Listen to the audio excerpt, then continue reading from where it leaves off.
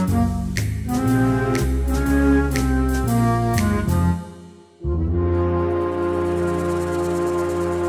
til Læsekrogen Live. Det er en verdenspremiere, som Mette har gjort mig opmærksom på. Læsekrogen har eksisteret i 3 år i et podcastformat. Og så har jeg sådan haft lyst til at prøve at gøre noget lidt større med rigtige mennesker. Fordi når man laver podcast, så får man aldrig rigtig sådan mødt sine lyttere. Og det gør jeg så i dag, og det er jeg rigtig glad for. Tak fordi I er kommet og har trodset vind og vejr og arbejdstider og er kommet alligevel.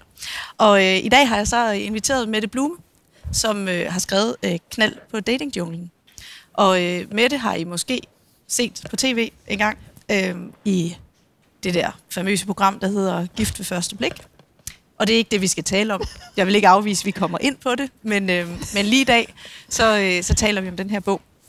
Og jeg skal lige sige, at Palle har været så sød at sætte kamera op og filme, og det bliver lagt på YouTube, hvis vi bliver tilfredse. Og Kasper, han tager lyden, og Udita har sat møbler op. Vi har faktisk aktiveret hele huset i dag.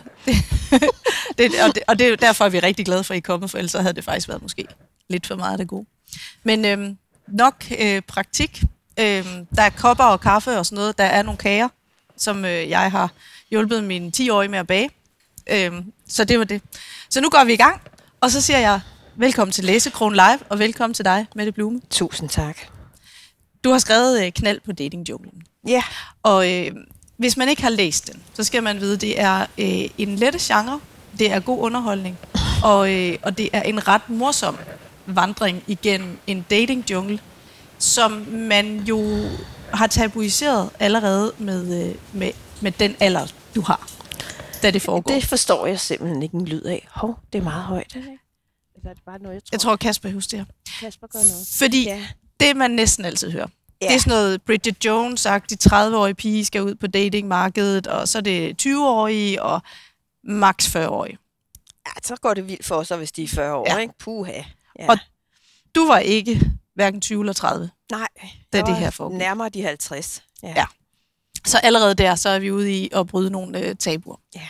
Og jeg vil læse lidt til en start, for ligesom at få en introduktion til, hvad er det, der sker i den her bog. Hvorfor er det, at vores hovedperson, Mette, som er dig, i en lettere fiktionaliseret udgave, rammer ind i den her datingjungle. Og vi starter sådan lidt ind i bogen, for at I lige får en fornemmelse for tonen. Min eksmand var vel egentlig okay i den målestok, at han hverken var utro, voldelig eller fordrukken. Det var ikke noget dårligt ægteskab, det blev bare mere og mere slidt og kedeligt med årene. Udefra set havde vi alt. Det eneste vi manglede var sådan set bare det vigtigste. Min eksmand kom hjem cirka en gang om måneden med en gigantisk buket blomster. Veninderne misundte mig. Pudsigt nok kom buketterne oftest, når vi havde inviteret gæster til middag om lørdagen. Hold da op, sikke en buket, udbrød min svigerinde imponeret. Hvem har du måtte fået den af? Hun smilede og nikkede anerkendende til sin bror, min mand, som smilede diskret, mens det trak lidt opad i hans mundvig. Han solede sig og følte sig som den perfekte ægtemand. Se bare, dyre blomster til konen. Hvor er du heldig, sådan som han forkæler dig, kvidrede hun videre. Ja, jeg er vel nok heldig, svarede jeg, og bandede inderst inde over hans selviske blomsterbuket. Med årene og forudsigeligheden kom jeg til at hade de skide blomsterbuketter. Han sagde, at jeg var frigid, kold og snærpet. Det var måske ikke helt ved siden af. Sådan var jeg nok bare. Frigid og snærpet. Ikke kold, det var jeg virkelig ikke. Frigid og snærpet. Og hvad så? Han udviklede sig med årene til at være en gammel gnæven hanelefant, og endda en 25 kilo tungere hanelefant end den flotte fyr, jeg giftede mig med en gang. Selv når han grinede, sad øjenbrynene presset ned mod næsen, og med årene blev det til 2 dybe kløfter. Bekymringsrynker. De første år i vores forhold var jeg ellers en varmblodig kvinde, men der gik stille og roligt leverpostej i sexlivet. Vi tog da en rulletur en gang imellem, efterhånden kun i sengen. Og kun ved sengetid. Aldrig spontant og midt på køkkenbordet klokken frækt om formiddagen, i bilen på skovens p-plads eller ude på græsplænen i regnvejr. Der gik bare længere og længere tid imellem. Det blev kedeligere og kedeligere og mere rutinepræget. Vi var ikke opmærksomme på det. Det skete bare. En typisk aften efter spisetid faldt han i søvn foran tv'et, og jeg sad ved min computer. Skal vi ikke se en film sammen, kunne han indimellem sige, i et lidt anklagende eller irriteret tonefald, som om det var mig, der var den initiativ for let. Du sidder altid foran den computer, brokkede han sig. Og det gjorde jeg. Jeg hyggede mig og slappede af. Hvad skulle jeg ellers lave? Han sad foran fjernsynet. Hans tv-skærm var åbenbart mere acceptabel end min PC. Okay, lad os se en film, sagde jeg, og rejste mig fra skrivebordet og klappede skærmen på min PC ned. Hvad vil du se, spurgte han, og rettede sig op fra sin sammenfaldende position i den 2-personers sofa, som han altid flød i, når han hver aften så tv. Er der noget med Clemens? Nej, men der er Beck, den starter nu. Skal vi se den? Okay, smilede jeg halvhjertet og prøvede at skjule min irritation. Jeg indvilligede for husfredens skyld, selvom Beck var den type tv, jeg overhovedet ikke brød mig om. Krimi. Jeg hader krimier. Eller film, der er lidt for voldelige, eller lidt for uhyggelige. Jeg er meget filmsart. Det skulle ikke være meget mere dramatisk end Det lille hus på prærien, før jeg fik ødelagt min nattesøvn. Så sikkert som armen i kirken, kunne jeg et kvarter inde i Beck høre min mand snorke ved siden af mig. Så sad jeg der og så Beck færdig, selvom jeg dybest set ikke brød mig om den. Nu var jeg jo alligevel begyndt at følge med. Det er vist nok. Ja. Og så kommer du ud. Det er helt pinefuldt at høre på, men sådan var det jo. Sådan var det jo, og sådan Ja. er det jo for mange. Ja. Og så er der måske mange, der sidder netop og får den der lille drøm. Ej, hvor er det kedeligt. Der skal ske noget. Jeg skal ud, og jeg skal have en ny stor kærlighed. Og det finder jeg da bare lige derude. Hvor svært kan det være? Hvor svært kan det være? Ja. Og så vil man bare sige, velkommen til datingjunglen. Fordi det bliver så startskuddet Ja, det gør på det, ja. at komme ud. Hvad havde du egentlig regnet med? Jamen, jeg regnede med, at det var nemt. Altså, jeg regnede med, at så skulle man på det der online dating, som jo slet ikke var opfundet, da jeg var ung. Og man tænkte, så skal man på en date. Måske skal man på 2, 3, eller i værste fald 4 dates. Så havde man fundet sig en ny mand i sit liv. Sådan er det jo. Ja. Ja, fordi man sidder og skriver med nogen, og så kan man jo mærke, hvordan de er, og så er det jo, ja.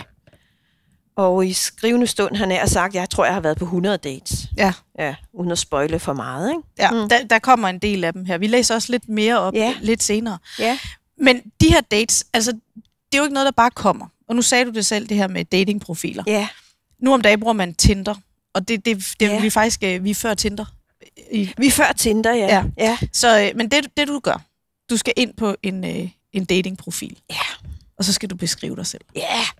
Og det starter jo også meget tilforladeligt, kan man sige. Og så eskalerer det jo bogen igennem i forhold til, hvordan jeg prøver at sælge mig selv, eller prøver at fremstå. Altså, jeg er hyggelig og rar og sød og nuttet lige i starten, og så bliver jeg mere og mere vild og vanvittig, som tiden går, og desperationen stiger. Ja. Fordi det der med, hvorfor er han der ikke? Nu har jeg været på 7 dates. Hvad sker der, ikke? Altså, jeg kunne slet ikke forstå det. Nej, og så finder du også, og det er faktisk noget af det, man får med. Hvis man nu læser bogen og bliver afskrækket og bliver ved sin kedelige mand, og det kan man klart anbefale, hvis han altså, som du skriver, hverken er voldelig, utro eller fordrukken, så kan man lige så godt blive hængende. Men hvis man nu tænker, okay, men jeg er ikke afskrækket, så er der faktisk nogle staldtips igennem bogen, og man får jo din læring med. Jamen, der er sådan en lille efter hver kapitel, der er sådan en lille et eller andet, ikke? Ja, og en af dem for eksempel, at man skal ikke lyve på sin profil. Nej, man skal lade være at lyve om ting, som bliver opdaget. Man kan godt lyve om sin charme og sin selvtillid og så videre, men altså sådan noget med de helt basale ting som højde og vægt og sådan noget, det skal man ikke. Det bliver opdaget. Ja, det bliver faktisk opdaget, ikke? Slank og sportstrænet. Ja. Og man så kommer, er det modsatte? Ja, eller man lægger billeder op, der er 10 år og 20 kilo siden, ikke? Det bliver også opdaget. Det bliver opdaget. Ja. Og der er nogen, der sådan, når du møder mig, så synes du garanteret, at jeg er helt fantastisk, men man bliver jo mødt med en, du har løjet. Ja. Indirekte i hvert fald, ikke? Og det skal man ikke. Nej, fordi vi kan jo egentlig alle sammen godt lide tanken om, at det er det indre, der tæller. Ja. Men er der sådan en, når du så går ind på sådan en profil, og du ser en eller anden, hvis han nu skriver, jeg altså er lidt buttet og lidt jeg skæve tænder, og så er du ikke interesseret i rigtigt at skrive. Jamen, det er jo også det er jo derfor, det er så forbandet, det der dating-halløj, ikke? Fordi det ene duer ikke, det gør det andet faktisk heller ikke. Så det er lidt... Det er en balancegang, ikke? Så man må bare kaste sig ud i det. Men det er lidt ligesom en jobansøgning, at man er nødt til at være ærlig, men man er også nødt til lige at... Selvfølgelig skal man også ikke sige al ens værste sider. Nej. Men man skal... Det er den der balancegang, ikke? Ja. Og så løfter du lidt sløret for det her, at det er jo noget, det er lidt hemmeligt, men du har en særlig gruppe af veninder, du deler det med. Det er jo så pinligt, ikke? Altså, jeg synes, det var så pinligt, og der var ingen i min familie og vennekreds, der vidste andet lige 2 nære veninder, som... der vidste, at du datede? Ja, at jeg var begyndt på det der pjat. Men er det, fordi man har en romantisk forestilling om, at når man dater, så er det, fordi man er desperat, og man skal helst møde den ene, sådan ude i virkeligheden, et tilfældigt møde, eller en utilsigtet hændelse? Jeg tror faktisk, det har ændret sig meget med årene. Det skal lige siges, bogen starter jo i 2011, og går et par år frem. Og jeg tror, det har ændret, eller jeg ved, det har ændret sig meget. Det er blevet lidt mere legitimt på en eller anden måde. Også i din alder? Ja. Ja. Altså, man kan ikke se, at Mette, hun ikke er 30. Hun er en lille smule ældre. Plus moms og gebyrer. Vice versa. Så men nu må man faktisk godt. Ja, det ved jeg ikke, men personligt så er jeg ligeglad i hvert fald nu, ikke? Ja. Men jeg har jo også forandret og udviklet mig med årene og oplevelserne. Ikke? Ja, du har været igennem junglen. Det må man sige, og kommet helt ud på den anden side. Ja, tv-ægteskab og alt muligt andet, ikke? Så det er jo ikke ligesom nogen hemmelighed. Men du starter med stor gejst. Fordi allerede sådan på side 16 i bogen kommer vi til det kapitel, der hedder Den udkårne. Ja, så havde jeg fundet ham. Ja. Jeg ved ikke, har du lyst til at læse op, eller skal jeg fortsætte? Ja, det må du gerne. Ja, Den udkårne. Det var en dejlig, mild onsdag aften i september, og jeg skulle møde min udkårne i Roskilde. Roskilde er et godt sted, tænkte jeg. Det var ret usandsynligt, at jeg ville møde nogen, jeg kender der. Lige præcis lidt hemmeligt, ikke? Ja. Jeg var nervøs og spændt. Meget nervøs, faktisk. Men han virkede jo bare så sød, så egentlig var der ingen grund til at være så anspændt. Jeg havde fået kontakt til ham på Dating.dk, som dengang var det største hit i online dating. Dengang var der ikke noget, der hed Tinder, som vist nok er der de fleste af den slags kontakter skabes i dag. Vi havde skrevet sammen en uges tid. Han hed Lars. Han var nydelig, næsten helt pæn. God tøjstil på de 2 billeder, han havde lagt ind på sin profil. Og så havde han en lun humor, når vi chattede. Det var det vigtigste. Humor, det prioriterer jeg højt. Jeg havde tænkt i dagevis over, hvilket tøj jeg skulle tage på. En seriøst stor udfordring. Hele soveværelset i min lille lejlighed lignede en bumpet tøjlosseplads. Jeg er ellers udpræget ordensmenneske. God formulering i min profilbeskrivelse på datingsitet. Udpræget ordensmenneske. Eller lød det for perfektionistagtigt? Sådan er jeg jo heller ikke. Nå, den formulering kan jeg altid blive lidt op på, tænkte jeg, mens jeg holdt en grøn bluse op foran mig og studerede mig selv kritisk i spejlet. Tøjet skulle ikke være for kedeligt og ikke for udfordrende. God stil, det måtte være nøgleordet, men heller ikke for dyrt eller damet. Kjole? Nej, det ville nok virke lidt for fint. Især fordi, at når vi blev kærester, ville han jo hurtigt finde ud af, at jeg mest er en buksepige. Endelig faldt valget på et par 3/4 lange bukser og en skjorte til. Jo, det var god stil. Skjorten havde været hamrende dyr, kunne jeg huske, men bukserne var til gengæld hysterisk billige. Men det passede godt sammen. Skjorten var fra et af mine yndlingsmærker, et lidt sjovt design med forskellige knapper og skæve snit. Skjorten var dueblå med sandfarvet mønster. Jeg bryder mig overhovedet ikke om blåt tøj, andet end blå jeans, men lige denne her skjorte var altså bare virkelig fed og uden at være for meget. Jeg vidste naturligvis godt, at det måske ikke var Lars, som skulle være min sidste kæreste og soulmate for livet, men jeg kunne ikke lade være med at håbe. Lars var fra Jyllinge, ikke så langt fra Roskilde, og jeg havde kigget lidt på Google Earth og overvejet, om jeg kunne bo der. Hvor ville det være dejligt og nemt. Men jeg vidste også, at der måske skulle 3 eller måske 4 dates til, før Amors pil for alvor sad lige midt i skiven. Og så kommer der lidt, hvordan I mødtes, men jeg slutter bare lige med et staldtip. Det er vigtigt med den helt rigtige profiltekst. Så er det jo så Lars, du møder. Jeg møder Lars. Ja. Jeg husker det, som det var i går. Ja. Det er sådan 15 år siden. Og Lars, han gjorde indtryk. Fordi nu kommer du ind på stationen. Vi skulle mødes ude foran stationen. Jeg kunne mærke mine knæ dirre lidt, da jeg gik ned ad trappen under sporet. Jeg grinede lidt indvendigt af mig selv, sugede maven ind og parkerede mit tykkegummi, som havde sikret mig frisk ånde, på kanten af en overfyldt skraldespand. Lars var der ikke. Min allerførste, måske eneste og sidste date, var der simpelthen ikke. Der stod jeg som en dumpet åndsbolle. Jeg ventede, prøvede at smile afslappet, som om, at det var det naturligste i verden, at jeg stod netop der og blomstrede. Alene. Jeg var sikker på, at ingen af de mange forbipasserende kunne se, at jeg skulle have været på date, og at jeg var blevet brændt af. Jeg burde bestemt søge ind på skuespillerskolen, for talentet fejlede ingenting. Skulle jeg blive eller gå? Jeg valgte at vente. 8 minutter gik der, så kunne jeg se ham. Var det Lars? Ja, det var så. Endelig. Hej, når der er du, smilede jeg. Lars undskyldte forsinkelsen med, at han ikke kunne finde en parkeringsplads. Okay, han var måske kun 8 minutter forsinket, men for mig føltes det som irriterende meget lang tid. Det er da bare helt i orden. Det er jo, hvad der sker, løj jeg, stadig smilende, og tænkte, at gud var det der ej helt i orden. Så kom dog hellere en halv time for tidligt end 8 minutter for sent, mand. Vi gav hinanden et kajtet knus og gik smilende og smalltalkende mod Algade for at finde en café. Jeg naturligvis med maven suget ind, så mit maveflæsk ikke dominerede hele gadebilledet. Og vi springer lige ind i daten, hvor Mette så gerne vil dele en lille oplevelse. Fordi der er jo nogle tanker om, hvad man så siger. Og Mette fortæller, jeg snakker. Jeg har nok en papegøje i ascendanten. Jeg mener selv, at jeg er nem at snakke med og kan snakke med alle mennesker, lige fra direktøren på de bonede gulve til den hjemløse i soveposen på gaden.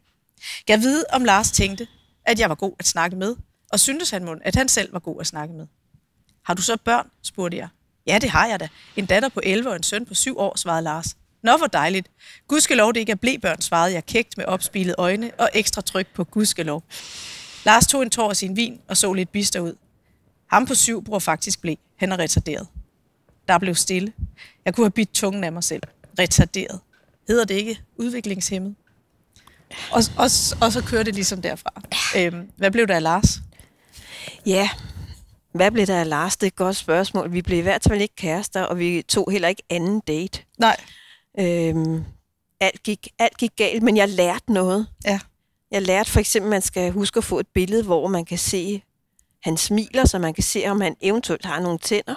Ja. Det er meget rart at være forberedt på. Ja, for hvad var det, der var med Lars? Jamen, Lars, han var...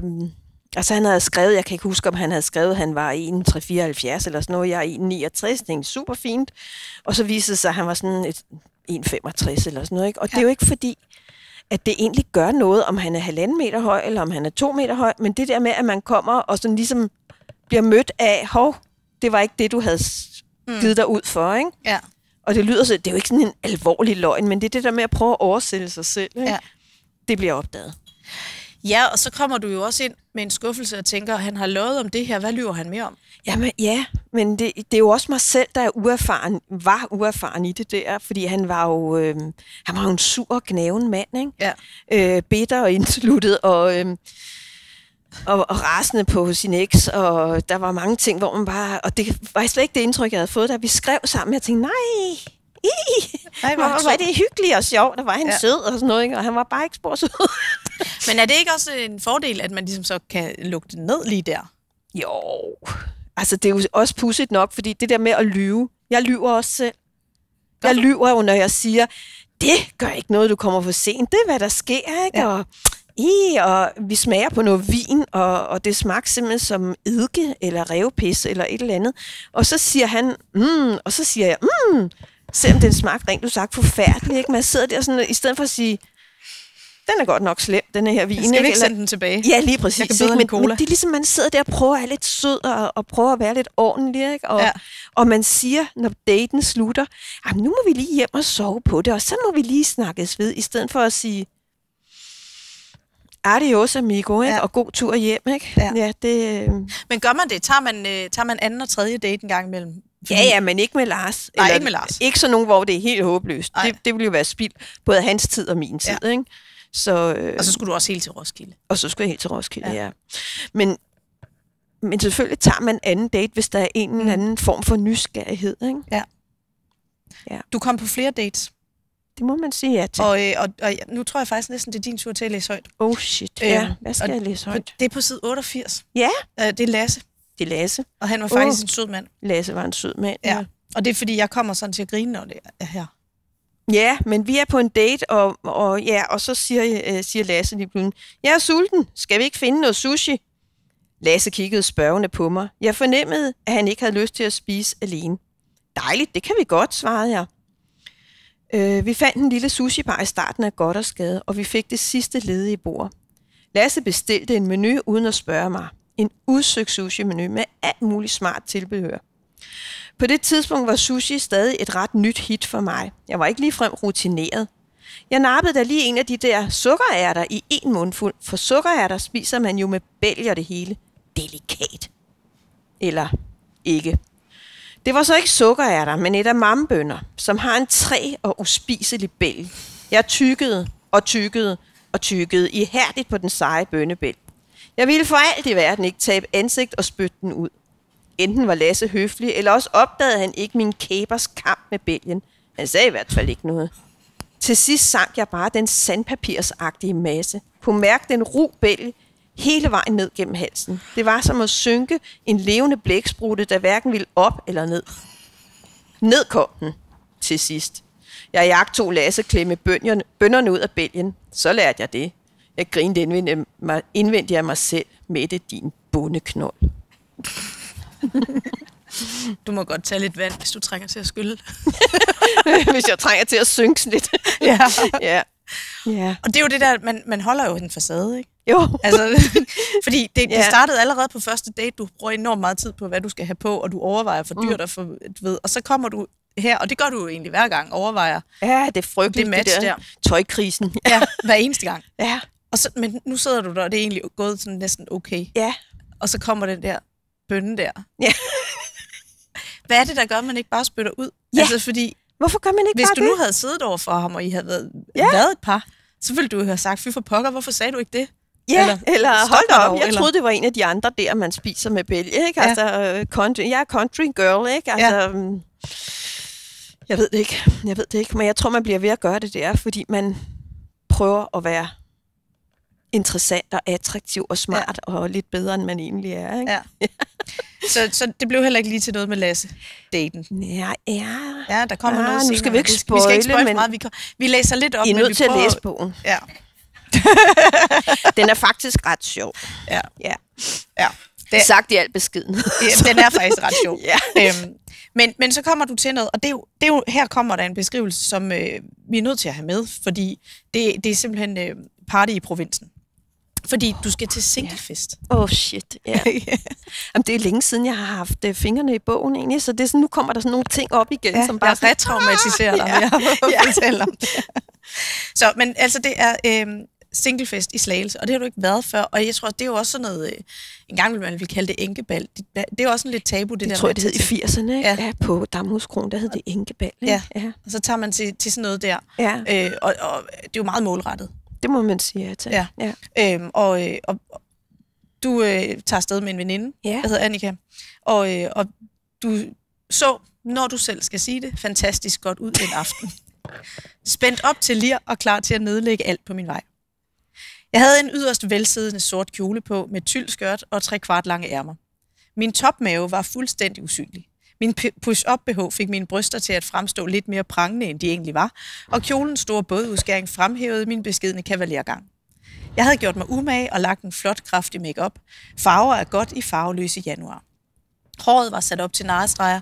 Jeg havde min helt nye røde lakstiletter på, som jeg bevidst havde købt et nummer for store, så jeg kunne pille hælstøtte og forfodssåler ud, når fødderne blev hævet af at danse. En genistreg, synes jeg selv. Jeg burde søge patent. Jeg følte mig godt tilpas. I en aura af selvtillid kom jeg nærmest sejlende igennem lokalet, da vi ankom. Næsen i sky, smilende og med en lidt overlegen attitude. Ikke skyggen af easy to get eller desperation at spore hos mig. Måske lidt. Den eneste lille streg i selvtillidsregningen var, at Annika så meget bedre ud end mig. Hun var noget yngre end mig og var usædvanligt heldig fra naturens side. Der var noget nordisk Whitney Houston over hende, og noget René Toft Simonsen som ung. Flot smil og høje kindben. Det burde være forbudt. Selve festlokalet lignede et stort, kedeligt klasselokale, bare uden tavle og kateter. Arrangørerne havde lejet stedet igennem en boligforening. De havde gjort sig umage med at pynte lokalet op, men der fandtes næppe pynt nok i Danmark til, at det nogensinde kunne blive festligt. Næsten spildte kræfter. I hver sin side af lokalet stod der lange borde på skrå, pinkfarvet papirdue, engangsservice og stearinlys i hjemmelavede staniollysestager. Så kan I se dem, ikke også? I kan godt se det for jer, ikke? Ja. Jeg tænkte, at det setup var jeg på en eller anden måde vokset fra en gang i 80'erne. Annika så også lidt opgivende ud. Skal vi købe drinks? Spurgte jeg Annika. Det tror jeg nok, vi skal, og det kan kun gå for langsomt, svarede Annika. Vi gik direkte i baren, som heldigvis var både billig og velassorteret. Vi minklede. Vi nippede af vores moritos i store plastikbæger og snakkede. og smilede. Jeg gjorde mig umage for at se ud som om, at jeg havde en fantastisk aften. Selvfølgelig iagttog vi de andre deltagere, mænd som kvinder. Der var kun én eneste nogenlunde interessant fyr i lokalet. Apropos Sex and the City, så var han en fesen udgave af Mr. Big. Han var i et fornuftigt siddende jakkesæt, var høj og mørkhåret, havde et lidt langt ansigt, men han var absolut en nydelig mand. Der var også en lille gruppe virkelig pæne, men alt for unge fyre. De var tydeligvis faste gæster i fitnesscenteret. Man kunne fornemme veltrænede kroppe under deres stramme t-shirts. Ganske behageligt syn. Man havde jo lov til at kigge, som en klam gammel en, der stod og savlede over i hjørnet. Gennemsnitsalderen var vel omkring de 45 år. Gennemsnitsvægten for både mænd og kvinder var godt over gennemsnittet. Den provincielle tøjstil dominerede tydeligt. Jeg fik associationer til bankospil og dilettantforestilling i det lokale forsamlingshus i Bonderøvstrup. Jeg var helt klart overdressed og heldigvis fuldstændig ligeglad med det. Jeg følte mig lidt fisefornem, men det var okay. Jeg nød det faktisk. Mens vi minglede, slæbte arrangørerne aluminiumsfade og plastikskåle ind til buffeten, som var placeret midt i lokalet. Der blev delt små sedler ud, hvor man skulle finde personen, der havde den anden halvdel og gå til bords med. Det var billeder af kendiser, som var klippet ud af ugeblade, klippet midt over og limet på hver sit lyserøde og lyseblå papir. Jeg fik Brad Pitt. Det var jo sådan set meget godt, for Annika fik Amin Jensen. Jeg ville dog hellere have haft Brad Pitt i levende live, end klippet midt over og limet på lyserødt papir. Men jeg var faktisk heldig, for den nederste del af Brad Pitt på lyseblåt papir havde Benny, som jeg kendte lidt fra vores unge dage i Holbæk. Så var man da lidt i gang, når man kunne snakke om gamle dage, og kan du huske dem og dem. Vi gik til bords, og hurtigt lærte jeg de andre i vores bord at kende. Der var egentlig en god stemning, men jeg følte mig lidt udenfor. Benny talte med ham, der sad overfor, om at de havde mødt hinanden til et arrangement med træk et eller andet gudsjammerligt sted sommeren før. Hvad med dig, Mette? Hvad? Undskyld, jeg hørte vist ikke helt efter, løj jeg i ønsketænkning om, at det ikke var en invitation til træk. Men det var det. Skal du med op og se træk i Græsted? Nu? Jeg kunne godt høre, hvor dumt det lød. Jeg pillede let og nervøst ved min ørering. Nej, sgu da, til sommer, svarede Benny grinende. Fyren overfor skreg af grin. Du skal med, sagde fyren overfor konkluderende. Der er fed fest om aftenen. Ja, for fanden, der bakkede Benny ham op.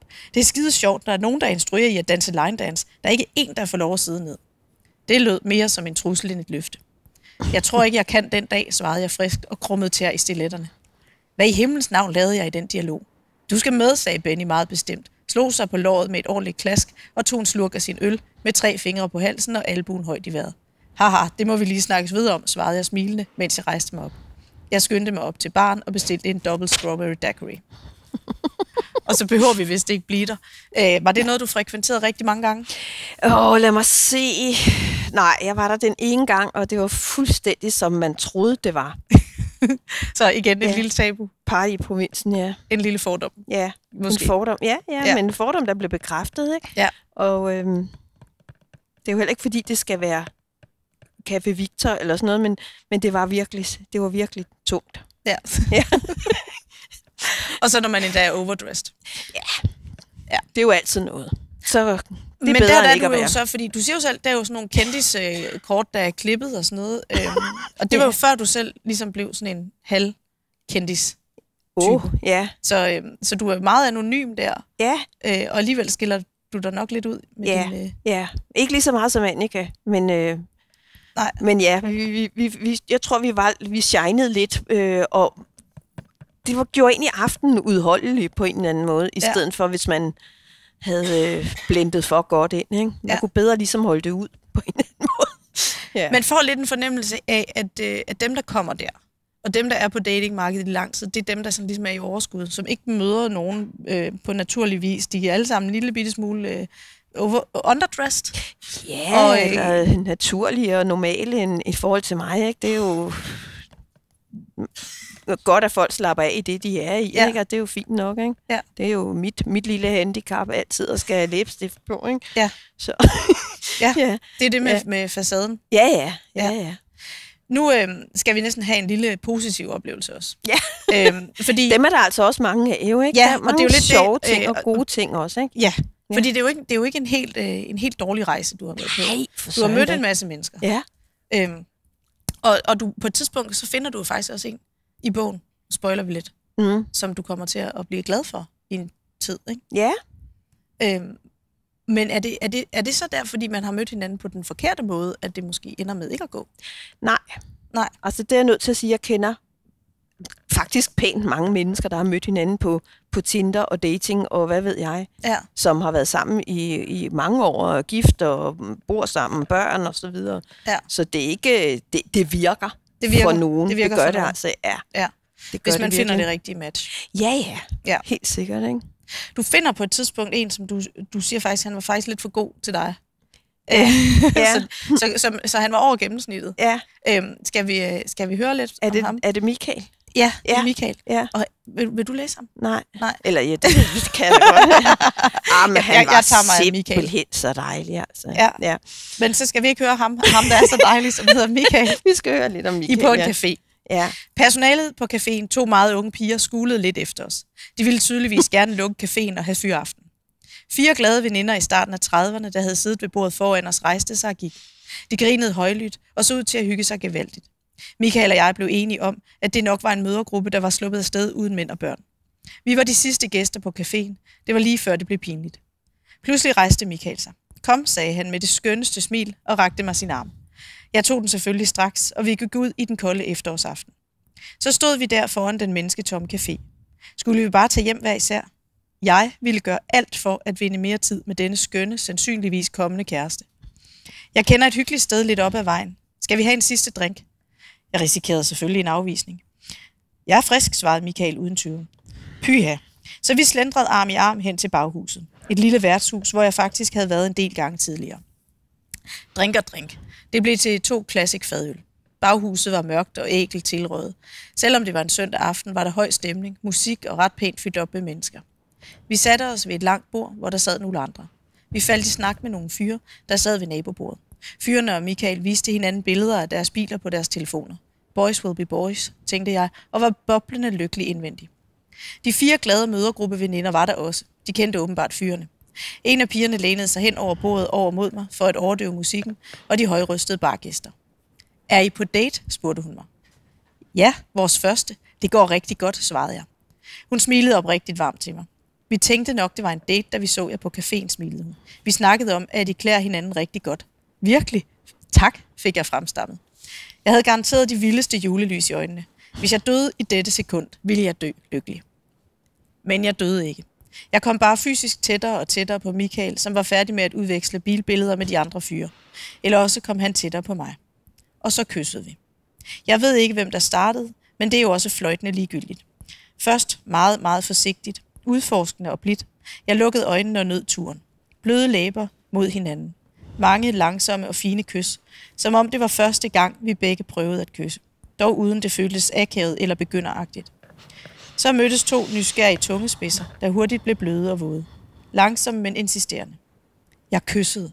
Jeg havde ikke kysset andre end min eksmand i over 19 år. Jeg kyssede en fremmed mand, en mand, som jeg ovenikøbet syntes var gudeskøn. Pudsigt nok døde jeg heller ikke der. Han kyssede jo simpelthen som en drøm. Det kunne jeg selvfølgelig have sagt mig selv. Jeg kunne simpelthen ikke huske, hvornår jeg sidst var blevet kysset, så jeg kunne mærke en direkte forbindelse fra tungen og ned mellem benene. Vi slap hinanden, kiggede begge lidt genert væk. Tænk, at man kunne blive totalt rød i kinderne af et kys som 48-årig. Jeg kunne, skulle jeg hilse at sige. Det føltes som om, at her sad lille Mette, 15 år gammel, og fik sit livs første rigtige kys af en dreng. Vi var omgivet af et univers af lyserøde stjerner, engle, guldglimmer og vidunderlige følelser. Eller jeg var i hvert fald. Staldtip. Tro på det. Kærlighed ved første blik findes. Og det er jo godt at vide det. Det er godt at vide, ja. Hvad blev der af ham? Jamen, der skete det, at jeg var fuldstændig op at køre, og var muligvis en lille smule for meget på. Ja. Fordi jeg blev fuldstændig ghostet. Det begreb fandtes ikke dengang. Men det er jo det der med, at lige bliver der ikke svaret. Der bliver svaret kortfattet. Der er langt imellem svarene, og til sidst så dør det helt ud. Ikke? Ja. Det er jo simpelthen en ting i dag, at ghoste folk. Ikke? Ja. Han synes ikke, jeg var så spændende og interessant, som jeg synes, han var. Åbenbart. Måske. Man ved det jo ikke. Man ved det ikke. Men det er jo jeg fik aldrig noget svar på det, jo vel, men... Nej, fordi det man kan sige med hele det her dating-univers, altså, du får jo ikke rigtig en feedback, medmindre det sådan virkelig bliver sagt. Altså, de der dates, der ikke bliver en anden... Ja. Det kan godt være, at du tænker om ham med tænderne, for eksempel. Ja. Jeg skal ikke se ham igen. Men går du ikke også hjem med sådan var det dit valg, I ikke skulle ses igen? Eller havde han også sådan en, jeg skal i hvert fald ikke se hende Sikke igen? en strile, ja. Det ved man jo ikke, vel? Nej. Men altså tit så skriver man jo sådan tilbage, at jeg synes ikke lige kemien var der. Ja, okay, så det gør Eller man trods alt. jeg tror ikke lige, vi to er et match, eller sådan et eller andet pænt og høfligt, ikke? Ja. Man skriver ikke, jeg synes, du er grim og lugter af lort, eller sådan noget. Nej, det er altså måske det er ikke sådan meget, den der meget sådan, man udbasunerer ikke sin skuffelse, vel? Fordi det har det andet menneske faktisk heller ikke bedt om. Nej. Hvis de spørger, så kan man måske forsigtigt fortælle, at... Men ville du ikke have, altså kunne man ikke bruge den feedback til noget? Jo, helt for eksempel Michael, hvis han i stedet for men Michael har sagt, jeg synes, du kysser som en syg hest, eller sådan et eller andet, ikke? Så jeg må øve mig, jeg må på kursus, AOF eller et eller andet, ikke? Men det der med, at det bare forsvinder, det var dybt frustrerende for mig, fordi jeg var helt op at køre, ikke? Men på den anden side, det var jo, du har dårlige oplevelser, men de er ikke så forfærdelige. Altså, du havde også en veninde, hvor du faktisk fortæller hendes oplevelse med en, der var lidt mærkelig, og lidt indtil hun fandt ud af, at det, der var hans mærkelighed, det var, at han godt kunne lide at klæde ud. Ja. Det er jo nogle, altså, så den slags var du forskånet for, ikke? Det må man sige, ja. Ja. Og den der historie med klæde ud-tøjet, den er fuldstændig, som hun har fortalt mig den. Ja. Altså, den står her i, vi en læser til den, ikke? en, ikke? Ja. Han havde 3 flyttekasser med Pippi Langstrømpe og Dolly Parton-tøj og sådan noget i mandestørrelse, ikke? Ja. Og sådan nogle lakstiletter herop til i størrelse 44 og sådan noget, ikke? Og det var hans fetish. Ja. Og det var altså ham, der skulle have det på. Det var ham, der skulle have det på, ikke? Ja, og alt muligt i plastik med batterier og alt muligt. Og det var så til ham, det var ikke til hende. Og det kunne hun ikke rumme. Det kunne hun ikke lige slet ikke rumme, også fordi han også var lidt kedelig i sig selv, ikke? Ja. Altså, han havde ligesom 2 sider, en meget kedelig og en lidt vildere. Hun var lidt optimistisk i forhold til, fordi hun synes, han havde et eller andet og sådan noget, ikke? Og hun datede ham flere gange, og synes, det var lidt kedeligt, men kom nu, ikke? Og så lige så kommer de der 3 flyttekasser frem. Og det var måske lige festligt nok, ikke? Men det er jo måske noget af det, der kan forklare, hvorfor man i virkeligheden gerne vil holde det lidt hemmeligt. Ja, for filen da. Jeg bliver nogen, der skriver om det i en bog, ikke?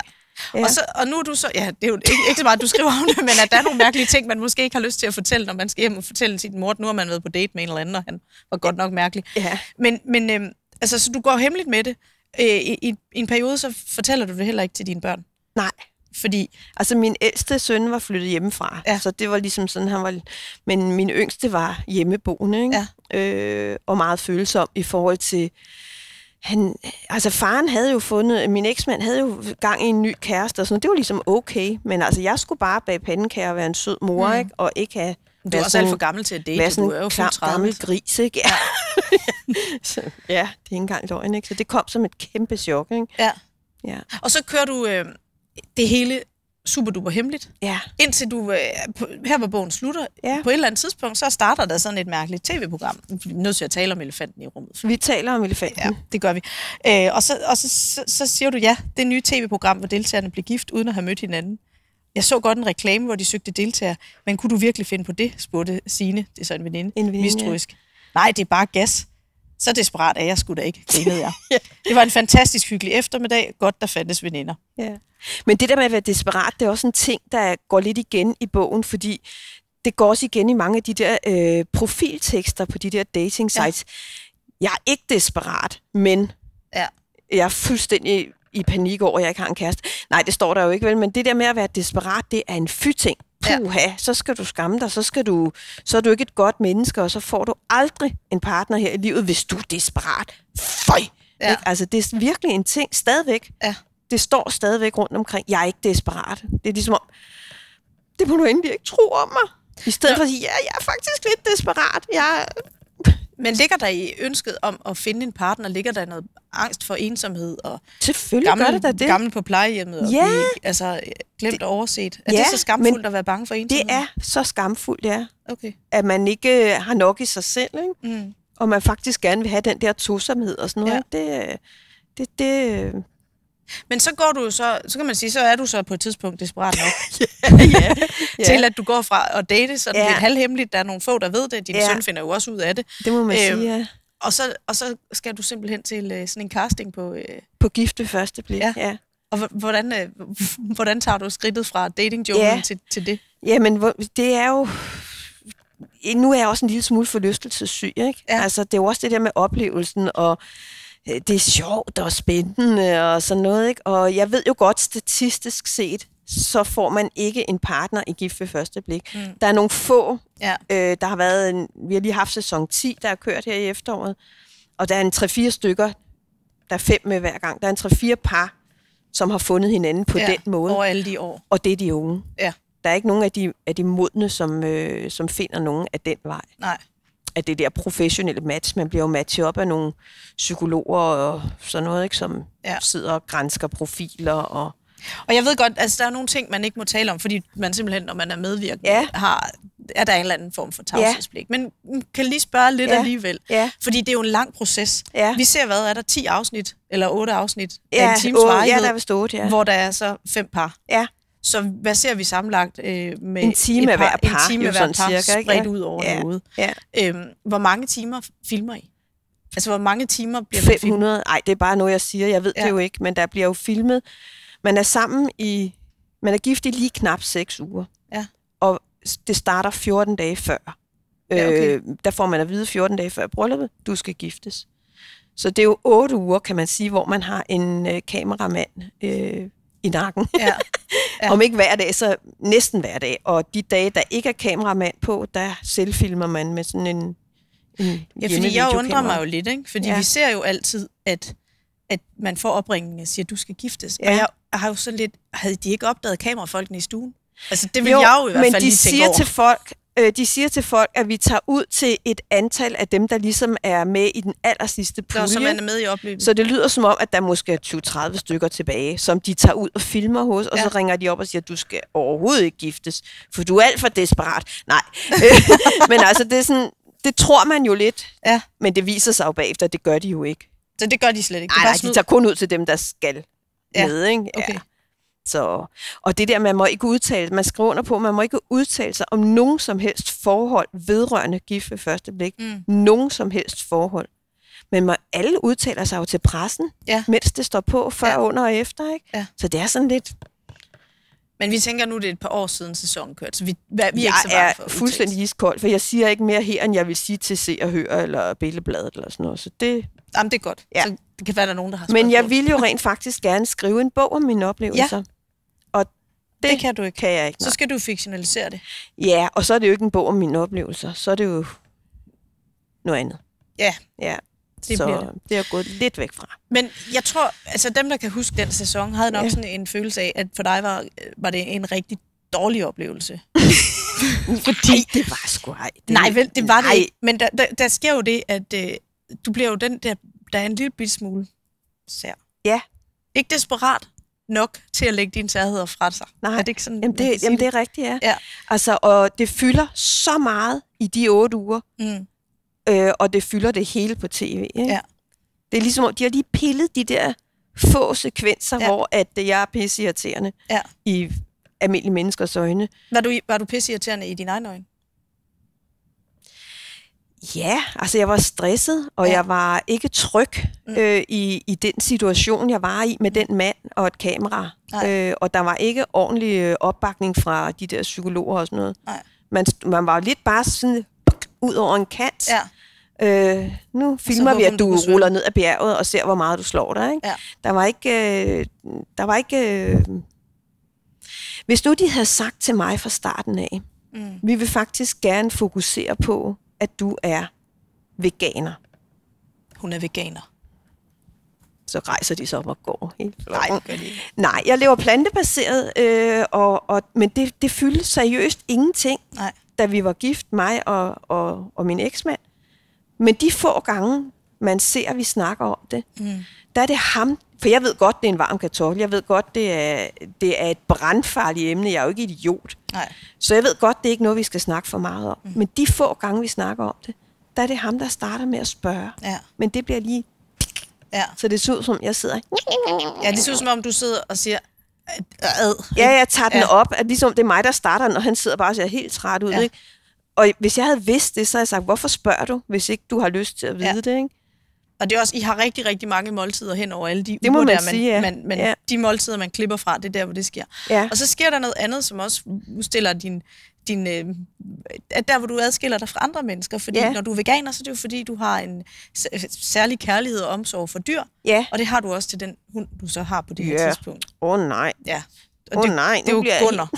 Og Mette bliver ringet op på bryllupsrejsen, at Gunnar er syg. Ja. Og så er det ligesom bare, går det bare ned ad bakke derfra. Ja, det må man sige, ja.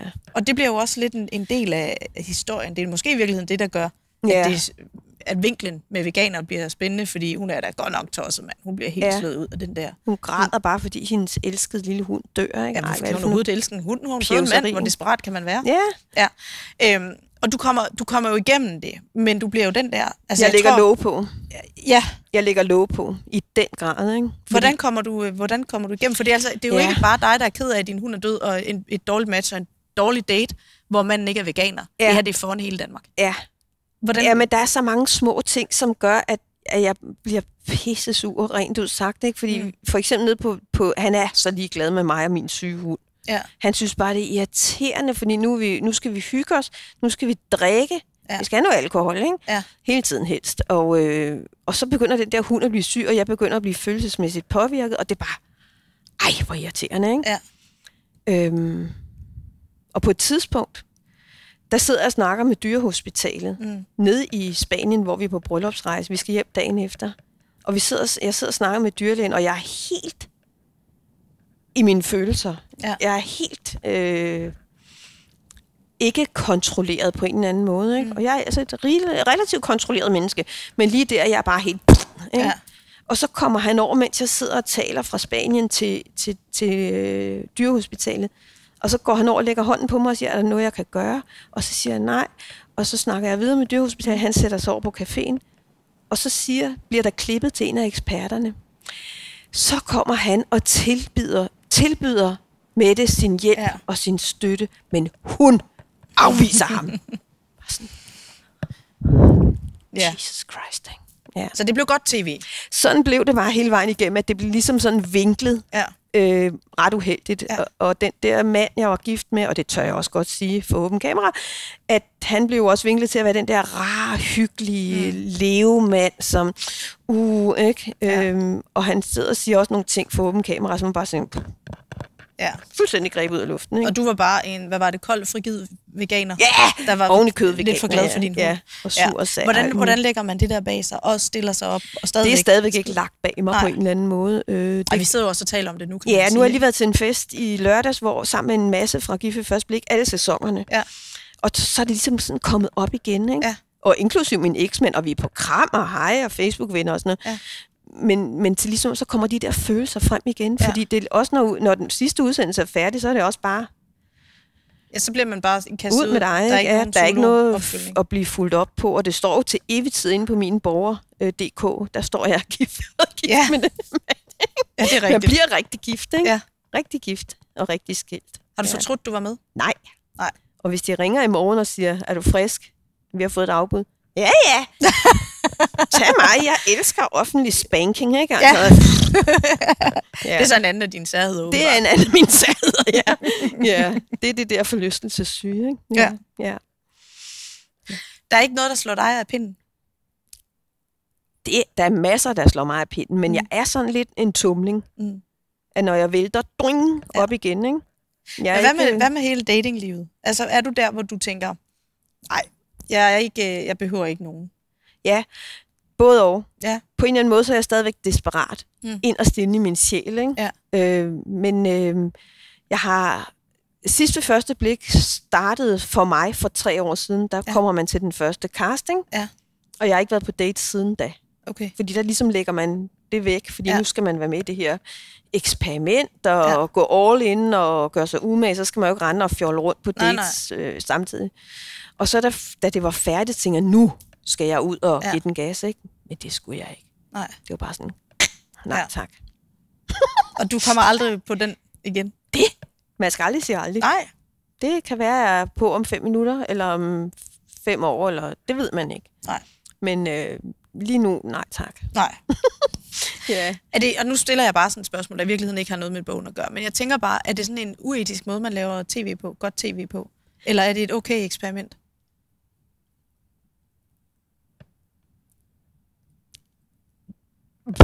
de siger jo selv, nu er det jo DR, der står for det, ikke? Og de siger jo selv, det er ikke reality-tv. Det er det jo. Ja, det er det jo. Det er det jo. Men de tror selv, at det program er sådan lidt finere end alle andre programmer. Det er sådan lidt bedre, lidt mere ordentligt, og det er bare så sobert, og så dit og dut og dat, ikke? Og de er slet ikke ude på at lave tv, de er kun ude på at finde nogle gode match. As if. Nå ja, hvorfor skulle man så lave tv, hvis det bare var det gode match, det gik på? Ja, lige præcis, ikke? Ja. Nu kom vi jo til at tale om den elefant. Og det var jo... Det gjorde vi. Det var godt. Ja. Tak fordi du har mod på at tale om den der store elefant. Ja. Jeg synes, at vi har været rigtig godt omkring bogen. Jeg tænker lidt, når vi nu har publikum, måske der er nogen, der har et spørgsmål, eller noget, de gerne vil have uddybet, så er det nu, man skal markere.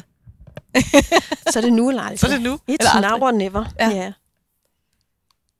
Men det ender jo, der er jo også den sidste halvdel af bogen, der finder jeg jo rent faktisk det er godt. en kærlighed. Ikke? Ja. Så det er jo også sådan en lille, det viser jo også lidt, at det virker, ikke? Jo. Det du lærer i Gift ved første blik, eller det du gør der holder du fast i dig selv, kan man sige. Fordi det er ikke sådan, du siger, ej, ved du hvad, okay, nu går jeg all in, jeg dropper det der veganerpjat. Nu lader jeg er også ligeglad med den der hund. Nu spiser jeg en bøf. Ikke? Er det noget, du lærer netop i det forhold, der er med der i sidste halvdel af bogen? At stå ved dig selv, for der er du ved at blive kørt lidt over. Der er jeg ved at blive kørt lidt over, ja. Ja, det tror jeg. Eller i hvert fald også bare senere hen med årene, ikke? Det der med, at man er nødt til at være sig selv. Alle andre er taget. Ja, det er selvfølgelig rigtigt. Man er nødt til at være sig selv og stå ved sig selv, ikke? Og sine værdier også. Ja. Fordi det hjælper ikke noget. Fordi så er det netop, at man skal hugge en hæl og hugge en tå for at passe ind. Og som jeg jo også gør i det kæresteforhold, jeg rent faktisk finder. Ikke? Ja. Hold nu op, jeg er sød. Ja, du er meget, meget sød. Og du smyrer dig sådan ind for det. Og det er også pænt. Ja. Og det bliver fint, og det bliver godt i en periode. Ja. Men du ender alligevel med at holde fast i dig selv. Ja, det må man sige. Jeg forlader skuden med... Ja. Og nu er du stadigvæk den, der selv bestemmer, hvad du skal se i tv. Og det er ikke så dårligt jo. Nej, så slipper du for krimi. Ja, det er det. Ja, der er fordele og ulemper, ikke? Så ja, præcis. Helt sikkert. Vi glæder os til, at du får skrevet den næste bog. Ja, det siger jeg og smiler sødt. Altså. Ja, det den svære to. Ja, det er ikke fordi, at hvis jeg bare får sat mig ned og kommer i gang, så flyver tastaturet afsted helt af sig selv.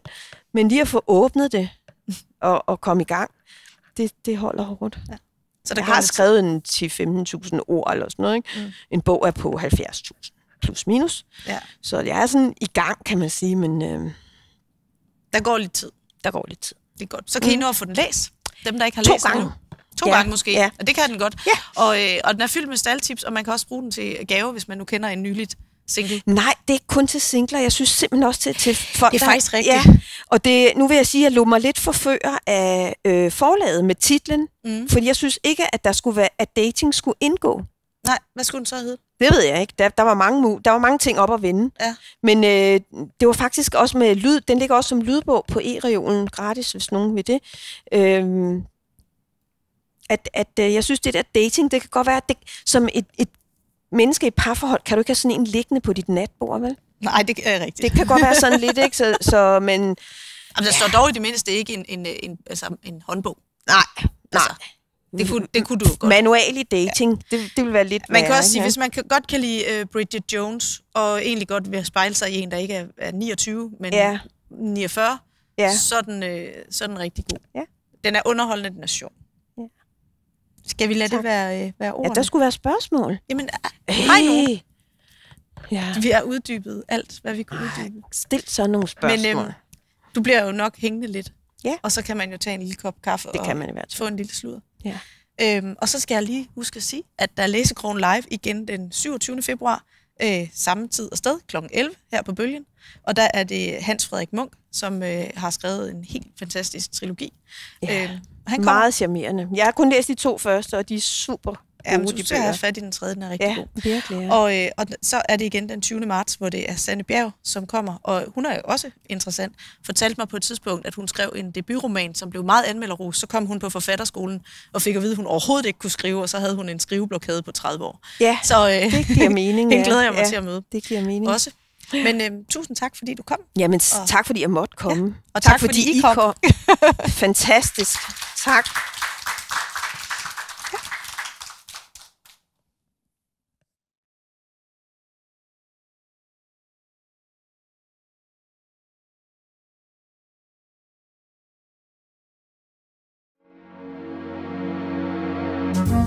Ja.